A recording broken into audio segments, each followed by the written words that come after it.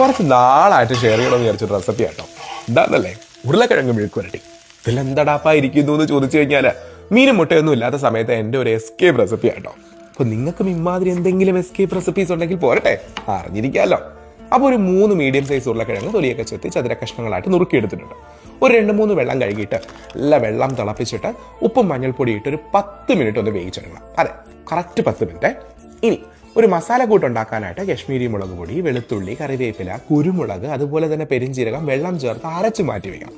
ഇനി ഒരു ഇരുമ്പ് ചട്ടിയിലോട്ട് എണ്ണ ഒഴിച്ച് കടുകൊക്കെ ഇട്ട് അങ്ങോട്ട് പൊട്ടി വരുമ്പോൾ ഇച്ചിരി കറിവേപ്പില ഈ അരച്ച കൂട്ടും ചേർത്ത് അല്ല എണ്ണ തെളിയുന്നത് വരെ ഒന്ന് കുക്ക് ചെയ്യണം. അപ്പോൾ ഈ മസാലയ്ക്ക് ആവശ്യത്തിനുള്ള ഒരു ഇച്ചിരി ഉപ്പും കൂടെ ഞാൻ ചേർത്ത് കൊടുത്തിട്ടുണ്ട് കേട്ടോ. ഇനി അത് കഴിഞ്ഞിട്ട് നമ്മുടെ 10 മിനിറ്റ് ആ വേവിച്ച് വെച്ചതെന്ന് പറഞ്ഞില്ലേ, ഒരു 50% വെന്തിട്ടുണ്ടാവും കേട്ടോ. അത്രയേ ഉള്ളൂ.